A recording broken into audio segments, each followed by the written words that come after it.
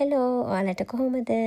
මම මේ රෑට කන්න හදපු කෑමක රෙසිපි එකක් තමයි අද අරන් ආවේ. මුලින්ම අලගිඩි 3ක් අරගෙන පොඩියට කෑලි කපාගෙන ඕක තඹ ගන්න ඕනේ. වතුර ටිකක් දාලා ලුණු චුට්ටකුත් දාලා තඹ ගත්තා. ඒක තැම්බෙන අතරේ මම තව භාජනයක් තියලා තෙල් ටිකක් දාගෙන ඒකට සුදු ලුණු චූටියට කපාගෙන පොඩ්ඩක් ටෙම්පරාදු කරගත්තා. මේක ටිකක් ටෙම්පරාදු වෙද්දී මේකට ඕනම මස් වර්ගයක මින්ස් හරි එහෙම නැත්නම් චිකන්, තයි ෆිලෙට්ස්, බ්‍රෙස්ට් ෆිලෙට් මොනවා හරි කෑලි කපාගෙන එකතු කරගෙන ලුණු ටිකකුත් දාගන්න. ඊට පස්සේ මේකත් පොඩ්ඩක් හොඳට කුක් වෙනකන් ඉඳලා ඒකට ගම් මිරිස් ටිකකුයි මම පොඩි පැප්‍රිකා පොඩ්ඩකුත් දැම්ම පාට වෙන්න. ඒ අතර අල ටික තැම්බිලා ඒ කෑලි ටික විතරක් අයින් කරගෙන ඊට පස්සේ ඒ උණු වතුර ටිකටම බ්‍රොකොලිත් දාලා තඹගත්තා පොඩ්ඩක්. ඊළඟට මම මේකට වයිට් සෝස් එකක් හදාගන්න යන්නේ. බටර් ග්‍රෑම් 80ක් පොඩ්ඩක් මෙල්ට් වෙන්න තියලා ඊට පස්සේ ඒකට පාන් පිටි ග්‍රෑම් 80ක් දාගන්නවා.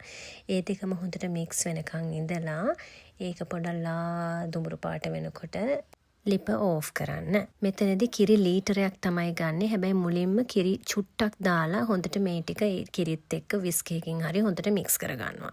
ඒක හොඳට මික්ස් වුණාට පස්සේ අනිත් කිරි ටිකක් දාලා ආයෙ විස්ක් එකෙන් හොඳට මික්ස් කරගන්න. දැන් මේකට ලුණු ගම්මිරිස් ටිකකුත් දාගෙන ආයෙ ලිප ඔන් කරලා මද ගින්දරේ මේක හොඳට හැඳි ගන්න ඕනේ.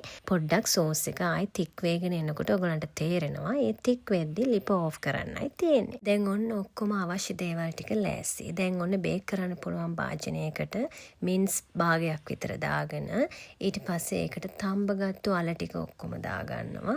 ඊට පස්සේ ඕකට බ්‍රොකොලි ටිකත් උඩට දාගන්නවා ඔක්කොම. මේ අල වෙනුවට ඔයගලන්ට වෙන මොන හරි පාවිච්චි කරන්නත් පුළුවන්. ඕනේ එළවලුවක් දාගන්න පුළුවන්.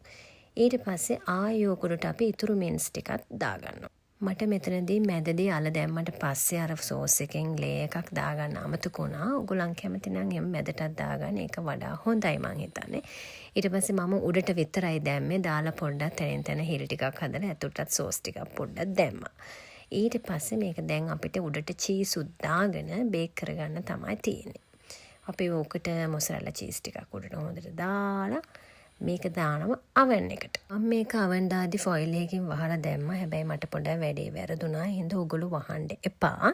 චීස් එක ෆොයිල් එකේ ඇලුනා පොඩ්ඩක්. ඒ හින්දා ෆොයිල් දාන්න නැතුව නිකම්ම දාන්න. මේක golden color වෙනකන් oven එකේ තියාගන්නයි තියෙන්නේ. ඊට පස්සේ ඔන්න ওই විදියට ලස්සනට එනවා කන්නයි තියෙන්නේ. ඔන්න දැන් මම මේක oven එකෙන් බාලා පොඩ්ඩක් කෑල්ලක් කපලා රහ බලන්නයි දැන් ලෑස්ති වෙන්නේ. ඔන්න බලන්නකො මේකේ කෑල්ල කපලා ගනිද්දි මේකේ ක්‍රීමුයි චීසුයි එක්ක මාර රසයි මේක. උණුේ දැන් කන්න නම් ටිකක් තාම අමාරුයි රස්නේ වැඩි. ඔන්න දැන් අපේ බඩගිනි හමුදාවත් කුස්සිය පැත්තට එනවා එක එක්කෙනා කන්නයි ලෑස්ති වෙන්නේ ඔක්කොමල්ලා අපේ ගෙදර. ගෙදර කට්ටියට දෙන්න කලින් මං කාලා රස බලන්නත් එපැයි. ඉතින් මං ඔන්න පොඩ්ඩක් උණුවෙම කාලා රස බැලුවා. ඔන්න දැන් අපේ ලොකු දුව ඇවිල්ලා කන්න. ඊට පස්සේ මේ පොඩි බට්ටත් එනවා පිඟානකුත් උස්සගෙන ඔන්න දැන් මහ ලොකුට කනවා වගේ එනවා බලමු කයිද දන්නේ. එයාටත් දුන්නා. ඔන්න දැන් තමයි අපේ ගෘහමූලිකයා ඇත්තෙනවා. ඔයගොල්ලෝ මේ වීඩියෝ එකට කැමති නම් ලයික් එකක් දාලා ෆලෝ කරා යන්න. එහෙනම් අපි ගියා බයි.